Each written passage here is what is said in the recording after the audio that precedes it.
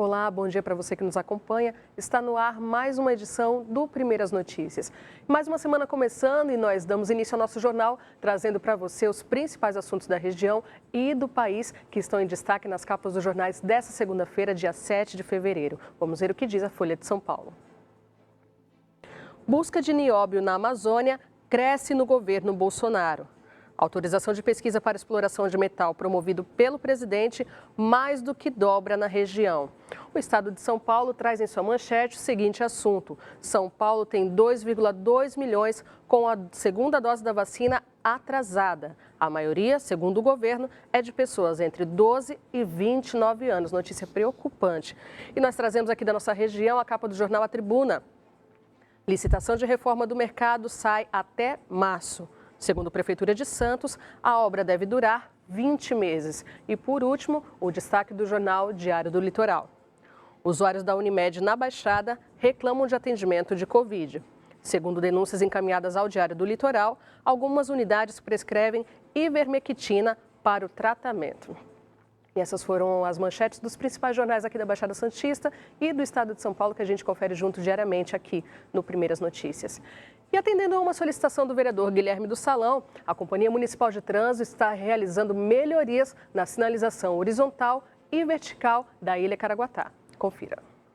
Na manhã dessa sexta-feira, o vereador Guilherme do Salão acompanhou os trabalhos da Companhia Municipal de Trânsito, que está realizando a implantação da sinalização horizontal e vertical pelos principais cruzamentos do bairro Ilha Caraguatá. A gente aqui solicitou para estar evitando acidentes. Então aconteceu alguns imprevistos aqui, teve algumas ocorrências. Então a gente viu essa necessidade de estar sinalizando. Nesta fase das melhorias, está sendo realizada a pintura das faixas de sinalização e a troca ou limpeza das placas, de acordo com a necessidade. O superintendente da CMT, Jefferson da Silva, nos falou sobre a importância e a eficácia da sinalização de trânsito para a segurança da população. A importância da sinalização porque ela vai orientar e informar os condutores e trazendo assim uma possibilidade de um trânsito mais organizado, né? Trazendo segurança tanto para os condutores como também para os pedestres. Preocupado com a segurança no trânsito do bairro, o vereador Guilherme do Salão já encaminhou outras solicitações à companhia, que, de acordo com o superintendente, serão atendidas em breve. Nós já fizemos aqui os principais cruzamentos, né, onde nós entendemos que teríamos que priorizar, mas nós vamos avançar por todo o bairro. Estamos trabalhando, empenhados aqui para o quanto antes, o mais rápido possível, nós entregarmos toda essa demanda. Nós fizemos o levantamento, como eu falei, de todas as ruas, então o quanto antes nós queremos entregar toda essa demanda aí de ordem de serviço. E a Secretaria Municipal de Habitação expediu as ordens de serviço para a regularização fundiária dos bairros Cota 200 e Vila dos Pescadores. Veja na matéria do Tiago Macedo. A Prefeitura deu início a mais uma fase de regularização dos bairros Cota e Vila São José. As ordens de serviço foram expedidas nesta semana pela Secretaria Municipal de Habitação. Com isso, os proprietários de imóveis nessas regiões poderão finalmente terem as escrituras definitivas de suas residências. Ana Carolina Correia Rosa, diretora de regularização fundiária da Secretaria, explica este processo. A gente está em andamento com algumas regularizações e para dar início à regularização tanto das cotas quanto de outros núcleos, a gente expediu portaria, que é o instrumento administrativo adequado, né, para dar essa publicidade e dar instauração ao procedimento. Então a gente começou com o núcleo Mangueira Maria Helena, nas cotas, que é a fase 2 das cotas, porque já está em andamento lá o Jardim Europa.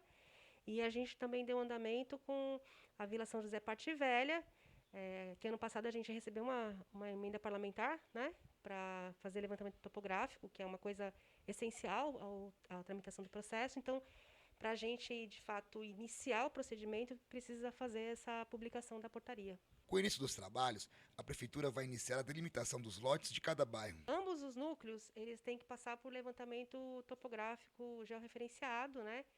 Que esse é um dos trabalhos mais difíceis dessa fase de regularização, porque ele vai identificar lote a lote, né? Ele vai descrever ali a medida daquele imóvel, georreferenciado, que é necessário para, lá no fim, quando a gente estiver registrando em cartório, o imóvel vai estar descrito exatamente no seu território, né? O processo de regularização fundiária é complexo e demanda uma série de serviços. São vários produtos que a gente tem que fazer. Primeiro faz o levantamento topográfico, identifica lote a lote, vê a questão de abertura de rua, tem que denominar a rua, né? Mandar projeto de lei para a Câmara para denominar a rua. Você tem que identificar família a família, enfim. Quando você chegar ao fim, você identifica se tem, por exemplo, o núcleo Maria Helena, Mangueira Maria Helena, ele está dentro da Serra do Mar, então tem toda a questão ambiental, de licenciamento ambiental tem que ser feita. Dentro do processo de regularização também está o trabalho de identificação e fornecimento de serviços essenciais, como distribuição regular de água e tratamento de esgoto. Até porque assim, não é uma regularização de um núcleo que já tem abertura de rua, bonitinho, né? São núcleos que eles se cresceram de uma ocupação espontânea, né? Que estão há longos anos, então tem que levar água. Exato. Água, saneamento básico, né?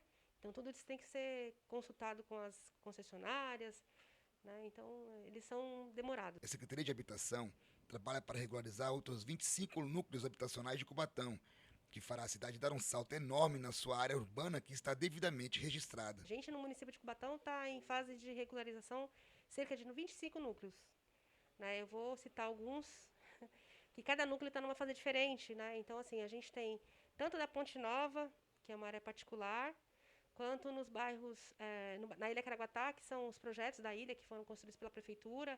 A gente tem Vila Natal, aí as portas de saída e documentação. A gente tem Beira Rio também, as portas de saída e documentação. O Jardim Europa das Cotas, que está aí também, as vias de saída e documentação. Tem bastante coisa em andamento. Tudo bem. 11 horas e 58 minutos e nessa segunda-feira o dia segue bastante instável, com vários períodos de chuva com potencial para provocar alagamentos e outros transtornos. Ou seja, a situação ainda é de alerta. Veja os detalhes na previsão.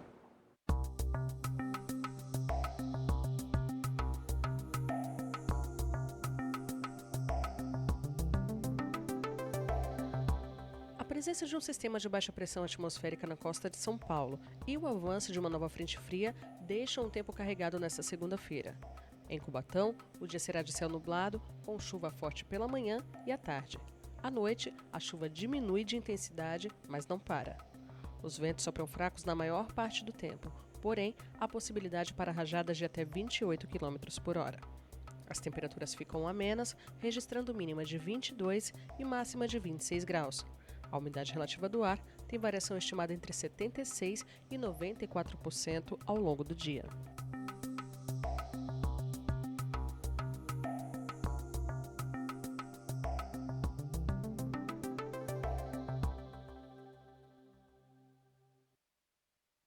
É hora de falarmos de esporte aqui no Primeiras Notícias. E para falar de esporte, recebo aqui o Washington Luiz. Bom dia, Washington, tudo bem? Tudo bem, Marcelinha? Bom Tudo dia para certo. você. Bom dia a todos que acompanham Primeiras Notícias desta segunda-feira. Washington, olha só, dos times considerados grandes, somente São Paulo e Santos que atuaram, né? São Paulo e Corinthians, não é, que venceu a equipe do Ituano por 3-2, não é? O Paulinho, jogador meio-campista do Corinthians, uma atuação brilhante, deu o gol da vitória do Corinthians, e o Santos acabou cedendo o empate e empatou com o Guarani de Campinas em 1-1. E esses gols desses dois jogos nós vamos ver agora. Vamos lá. Campeonato Paulista em Campinas, Santos e Guarani empataram em 1-1. Escanteio da direita, bola tocada e Eduardo Balmer abre o placar para o Santos 1-0. Depois de muita confusão na segunda cobrança, Giovani de pênalti fecha o placar. Guarani 1, Santos também 1, placar final. Em Itu, Berola abre o placar para o Ituano contra o Corinthians. De pênalti, Fábio Santos empata o jogo 1-1. Depois do rebote do goleiro Cássio, Kleberson coloca de novo o time da casa em vantagem 2-1. Roger Guedes coloca a bola na área e Giuliano empata 2-2. E Paulinho de cabeça marca o gol da vitória do Corinthians sobre o Ituano por 3-2. Pois é, belíssima vitória do Corinthians, não é? O Corinthians agora é o líder do seu grupo, tem 7 pontos na tabela de classificação ao vencer o Ituano, repito, por 3-2. O São Bernardo é o líder do grupo B também com 7 pontos. O Palmeiras está nem aí, 3 vitórias, 1 empate, é o líder do Campeonato Paulista. Daqui a pouco a gente fala do Palmeiras. E o Bragantino, não é? Que tem 7 pontos na tabela de classificação, é o líder do grupo D. O próximo jogo do Corinthians agora é contra o Mirassol e o Santos Futebol Clube joga contra a equipe do São Bernardo. O São Paulo, que folgou neste final de semana, enfrenta o Santo André.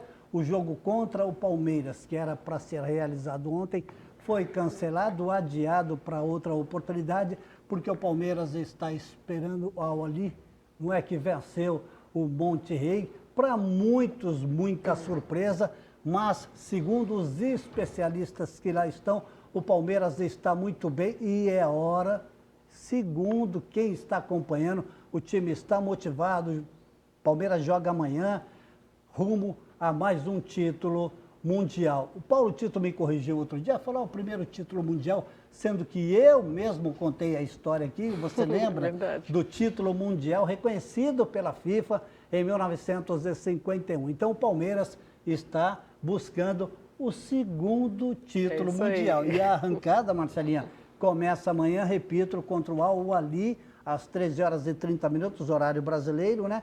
Todos esperavam o Monterrey, mas o Al-Ahly surpreendeu, venceu o jogo e é o adversário do Palmeiras no início do Mundial, não é?